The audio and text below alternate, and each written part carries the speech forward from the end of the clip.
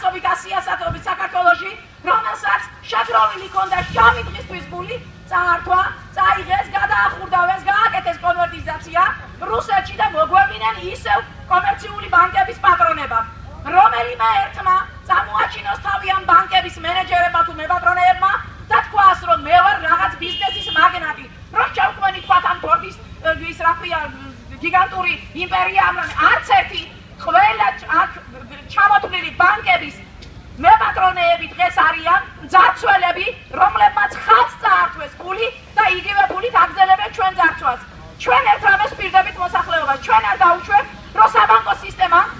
მიწასთან გაასწოროს და წელში გადაიღოს საქართველოს მოსახლეობა. ჩვენ წინ აღუდგებით თქვენ თვითნებობას, რადგან პარლამენტარებს და მთავრობას ვერ გავაგებიეთ, თუ რა ზედმეტი წურბელები არსებობს ბანკირების სახით, რომლებიც წლების განმავლობაში გულგრილად უყურებენ თავიანთი სისტემის წყალობით, როგორ ნადგურდება ხალხი და როგორ არ აძლევენ გადახდის საშუალებას. და თუ ვინმე საქართველოში, საქართველოს ბანკი რო აწერია, ქართული გონია, აღსრულება და გამოსახლება, ნამდვილად შევედავებით მას, რომ ქართული არ არის და არც არასდროს ყოფილა საქართველოში გამოსახლება, რა თქმა უნდა, ვალის გადახდაზე არავინ არ ამბობს უარს, მაგრამ თქვენ საშუალებას არ აძლევთ წელში გაწყვეტილ ხალხს საწყალს, რომ გადახდის საშუალება მისცეთ და სახლები დაუტოვოთ. პირიქით მოტივაცია ჩანს იმის, მარტო არ არის საქართველოს ბანკზე ლაპარაკი, მთლიანად საბანკო სისტემა, მით უმეტეს მიკროსაფინანსოები აბსოლუტურად ჩანს, რომ ხელშეკრულებას იყენებენ ბოროტად, იმისთვის, რომ ადამიანებს წაართვან ქონება და არ უტოვებენ გადახდის შანსს შეძლებით დაგვარად.